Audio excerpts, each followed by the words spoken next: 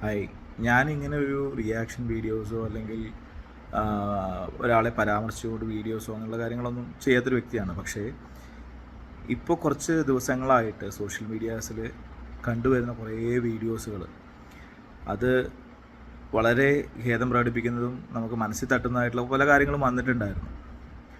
അപ്പോൾ എന്തുകൊണ്ട് എനിക്ക് പറയാനുള്ള കാര്യങ്ങൾ ഇങ്ങനെ ഒരു പബ്ലിക് പ്ലാറ്റ്ഫോമിൽ വന്ന് പറഞ്ഞു കൂടാ എന്നുള്ളൊരു ചിന്തയിലാണ് ഞാൻ ഈ വീഡിയോ ഷെയർ ചെയ്യാൻ ആഗ്രഹിക്കുന്നത്. ഇപ്പോൾ Kappa, Kerala athlete physique alliance അഥവാ NBFF, ഇതിനെക്കുറിച്ചാണ് പല അസോസിയേഷനുകളും അല്ലെങ്കിൽ പല അത്ലറ്റ് പ്രേമികളും സംസാരിച്ചുകൊണ്ടിരിക്കുന്നത്. അപ്പോൾ ഈയിടെയായിട്ട് ഞാനൊരു ഫെഡറേഷൻ്റെയും പേരുകൾ എടുത്ത് പറയാൻ ആഗ്രഹിക്കുന്നില്ല.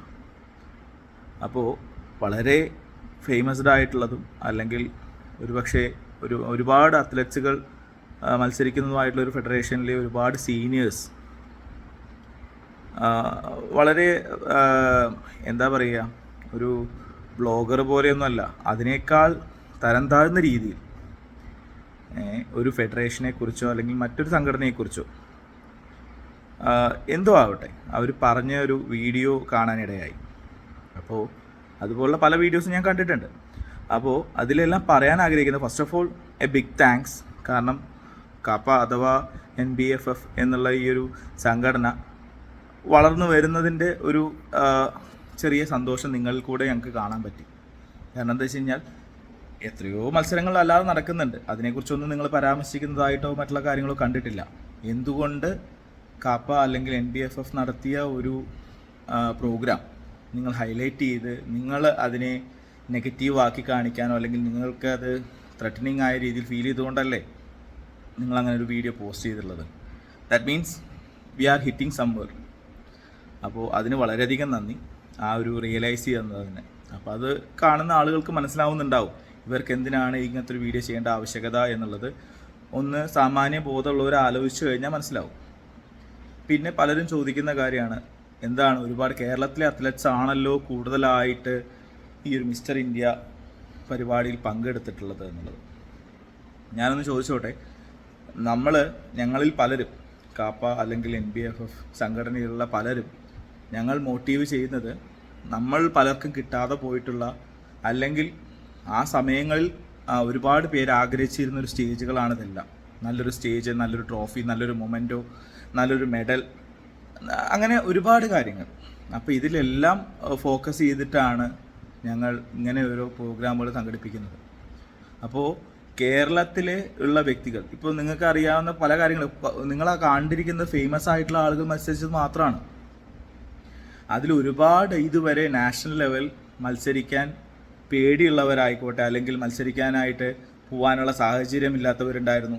അങ്ങനെ ഒരുപാട് പേര് ഈ ഒരു NBFF നടത്തിയിട്ടുള്ള മിസ്റ്റർ ഇന്ത്യ 2026 പങ്കെടുത്തിട്ടുണ്ട്.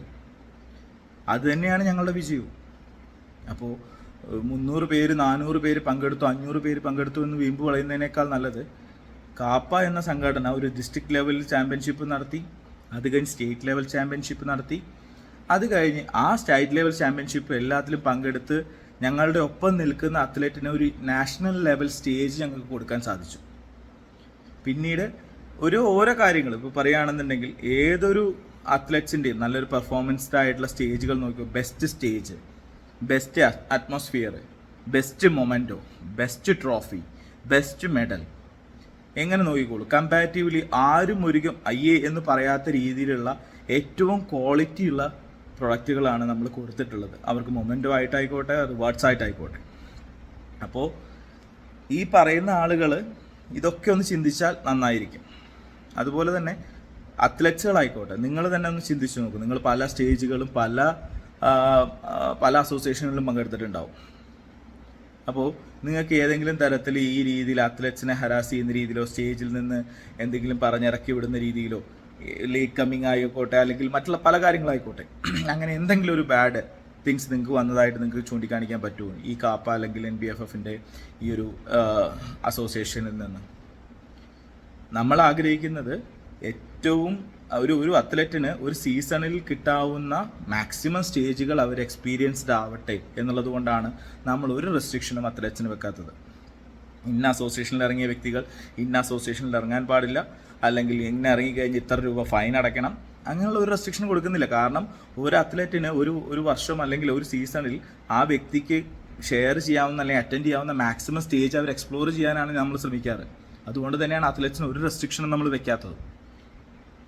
അപ്പോൾ ഈ പറയുന്നവരെല്ലാവരും ആ രീതിയിലൊന്ന് ചിന്തിച്ച് നോക്കും. എന്തിനു വേണ്ടിയിട്ടാണ് ഒരു റെസ്ട്രിക്ഷൻ വെക്കുന്നത്? അല്ലെങ്കിൽ അതിനനുസരിച്ചിട്ടുള്ള ഒരു വൃത്തിയായിട്ടുള്ള, അല്ലെങ്കിൽ നിങ്ങളൊരു സീസണിൽ എക്സ്പെൻഡ് ചെയ്യുന്ന മണിയുടെ 10% പോലും നിങ്ങൾക്ക് റിവാർഡഡ് ആയിട്ട് കിട്ടുന്നുണ്ട് എവിടെന്നെങ്കിലും? ഈ പറയുന്ന പല അസോസിയേഷനുകളും റെസ്ട്രിക്ഷൻ വയ്ക്കുമ്പോൾ അവർ നിങ്ങളുടെ മുന്നിലേക്ക് എന്താണ് തരുന്നത്? ഒരു ട്രോഫി, ഒരു മെഡൽ, അതാണോ? അപ്പോൾ നമ്മൾ ഒരു തരത്തിലുള്ള റെസ്ട്രിക്ഷനും ഒരു അത്ലറ്റ്സിനും വെക്കുന്നില്ല. അവർക്ക് എത്ര പ്ലാറ്റ്ഫോമും കയറാം, ഏത് പ്ലാറ്റ്ഫോമിലും വേണമെങ്കിലും മത്സരിക്കാം.